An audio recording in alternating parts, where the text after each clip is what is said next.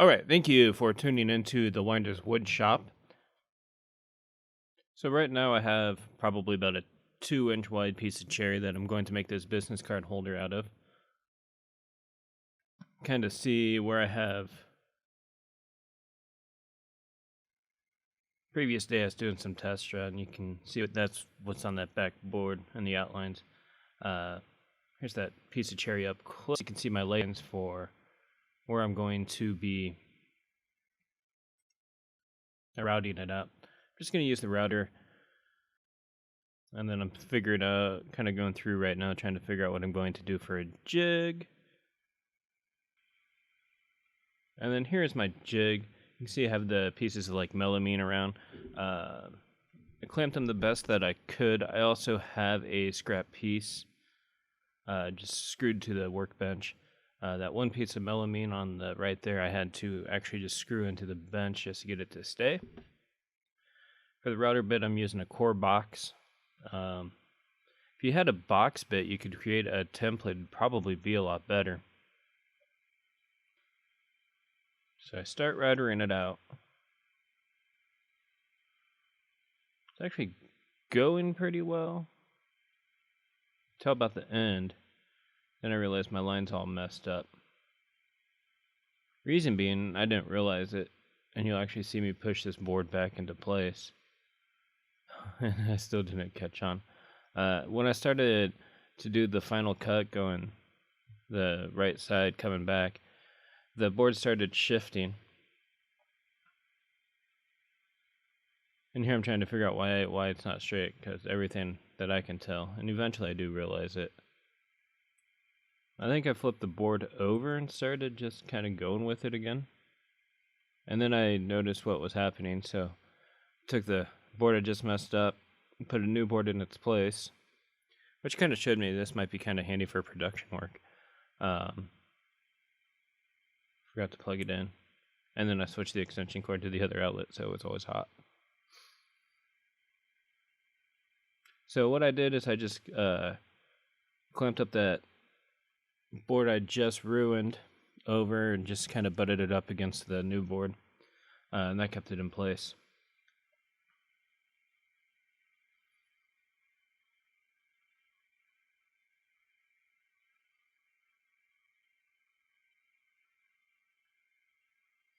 And this one turned out perfect.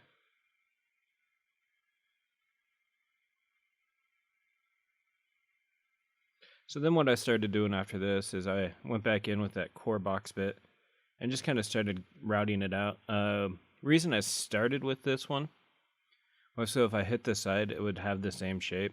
I do go back in with a half-inch straight router bit to start getting rid of all the ridges.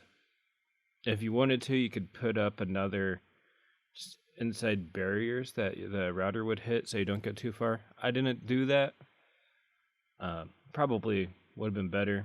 I stayed away from the edges though, it just left me with a little bit more sanding work. It took me a few tries to get to the right depth on the straight edge, or that straight bit. After that, I did go to sanding. Well, I sanded at the bottom anyways. Went to the table saw to cut on the angled back. I don't remember what the degree was. It was like 15 degrees or something. And it doesn't look like it, but my hoodie was actually pretty far away from that blade. And pieces are going to line up nicely. For sanding on everything else, I just did a quick hand sanding. I also resawed another piece of cherry, and that's where I got the back. I'm terrible at resawing. I just try to do it freehand. I just need to do it more often and get a lot more practice. Here I'm showing, I took the business card and just went with the front dimension and wrote a line and then just lined up that side to the edges so when I cut it I have a perfect border. And then at this point I decided to go ahead and cut off the sides down to the width, and I just go back to the table saw and just use that crosscut sled. It's a really simple crosscut sled. It works out really well though. Has runners on both sides, and I have a Craftsman table saw, so of course I got those two little ridges that come in that I guess are supposed to lock the runners in place. So pretty much to make the runners, it's two pieces of board that I glued together and then cut them down to size. And that seemed to keep the alignment pretty well. I don't have too many issues with it other than there's a little bit of play. But it's good enough for what I do.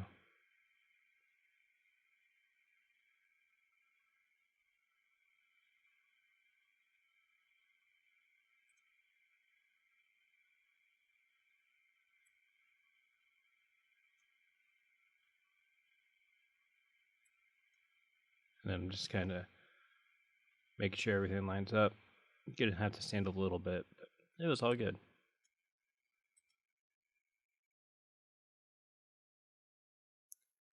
At the Gloop was pretty easy. I saved that one cut off, so I had the correct angle so I could have a 90-degree clamp. Biggest problem I had was just getting the pieces not to squeeze out the backer board or the back piece.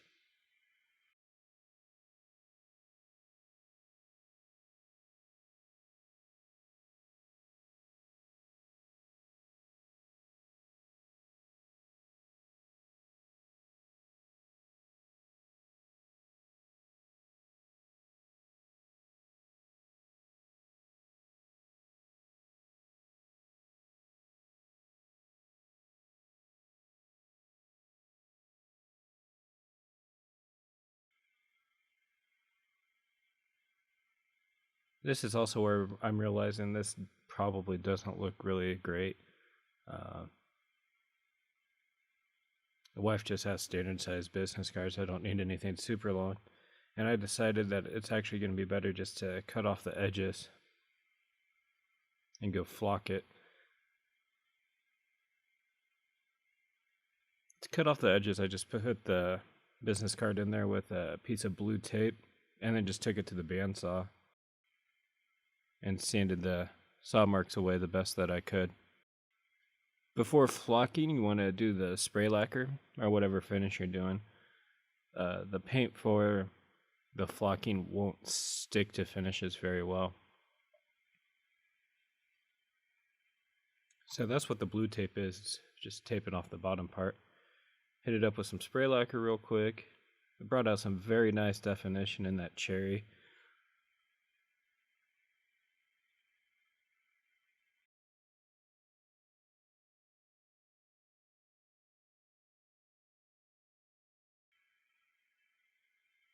Overall, I did 3 coats of spray lacquer, sanded with 220 grit sandpaper in between.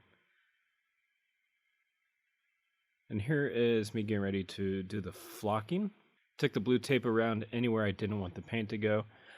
Somehow I always get some paint to seep behind the tape, but this sands right off, especially with the spray lacquer in place already. I'll leave a link for their website though. It's not a sponsored video, but. And the flocking is just little fibers, fabric fibers, I guess. Get quite a bit on 1 square inch. I think it was like 1,000,000 fibers per square inch or something.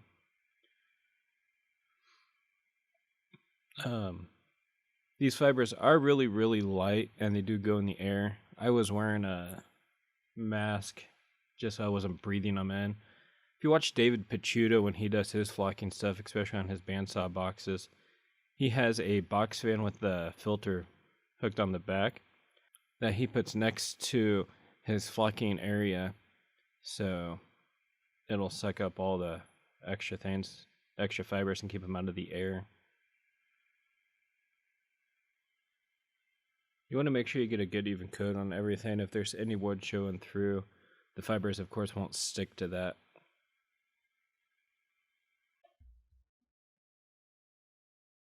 The foil is just to catch the extra flock. This will create quite a bit of a mess. And it gets all over. However, if you capture anything, you can reuse it. There's nothing in the tube that's going to damage it, so.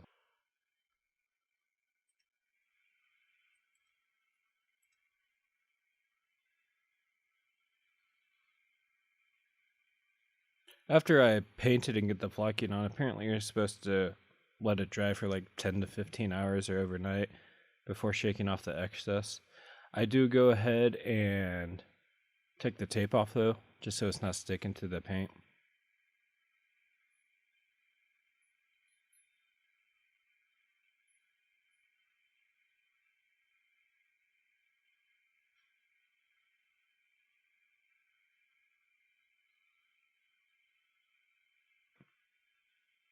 After it dried for a little bit and I was looking at it, I went ahead and also did the flocking on the bottom.